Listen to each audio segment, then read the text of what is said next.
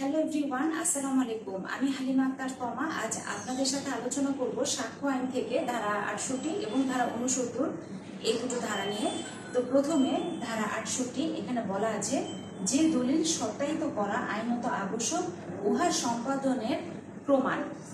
অর্থাৎ এই ধারা মোতাবেক যদি কোনো দলিল প্রত্যয়ন করার বিধান থাকে তবে উহা প্রমাণের জন্য এই সাক্ষ্য আইন ধারা ৬৮ এটি অনুসরণ করতে হবে।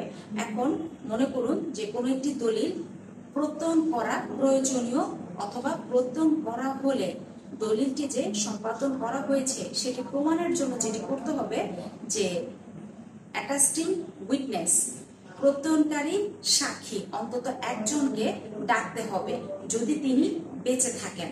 আরো সহজভাবে যদি বলি যে অ্যাটাস্টিং উইটনেস বা প্রত্যয়নকারী সাক্ষী যদি মারা না গিয়ে থাকেন, যদি জীবিত থাকেন, তাহলে অন্তত একজন অ্যাটাস্টিং উইটনেস প্রত্যয়নকারী সাক্ষীকে ডাকতে হবে। আর আরেকটি বিধান আছে যে কখন প্রত্যয়নকারী সাক্ষী ডাকতে হবে না।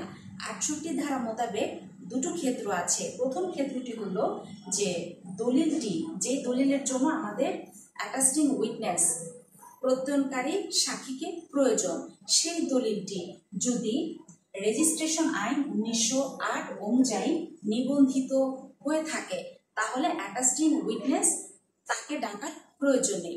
এবার জেনে নিই দ্বিতীয় ক্ষেত্র।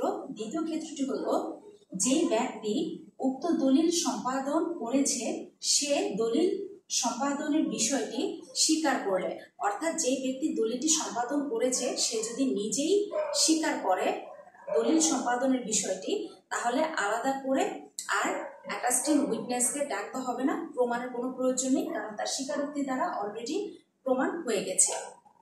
এই গেল সাক্ষ্য আইন ধারা ৬৮। এবারে আসি পরবর্তী ধারা ৬৯। ধারা ৬৯ বলা আছে যেই ক্ষেত্রে প্রত্যয়নকারী সাক্ষী পাওয়া না যায় সেই ক্ষেত্রে প্রমাণ। অর্থাৎ মনে করুন যে প্রত্যয়নকারী সাক্ষী তিনি মারা গেছেন, অথবা তিনি আদালতের এখতিয়ারের বাইরে আছেন, অথবা যুক্তিসঙ্গতভাবে অনেক খোঁজাখুঁজির পরও যদি তাকে পাওয়া না যায়, কিংবা দলিলটি যদি বিদেশে সম্পাদিত হয়ে থাকে, সেক্ষেত্রে কি হবে? সেক্ষেত্রে উক্ত দলিল সম্পাদনের বিষয়টি প্রমাণের জন্য দুইটি বিষয় প্রমাণ করতে হবে। তো কোন সেই দুইটি বিষয়? দুইটি বিষয়ের প্রথমটি হলো একজন প্রত্যয়নকারী সাক্ষীর স্বাক্ষর দ্বারা এবং অপরটি হলো দলিল সম্পাদনকারীর স্বাক্ষর দ্বারা। এই দুটি বিষয়ের দ্বারা দলিল সম্পাদনের বিষয়টি প্রমাণ করতে হবে। তো এই হলো ধারা সাক্ষ্য আইন অনুযায়ী ধারা ৬৯।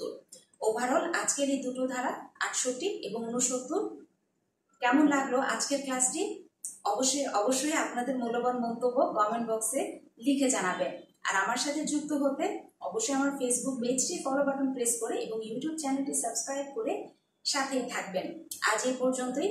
দেখা হবে পরবর্তী ধারা ৭০, ধারা ৭১ এবং ধারা ৭২। এই ধারাগুলো নিয়ে খুব শিগগিরই আপনাদের সামনে হাজির হব। সে পর্যন্ত সবাই ভালো থাকবেন, সুস্থ থাকবেন। খোদা হাফেজ।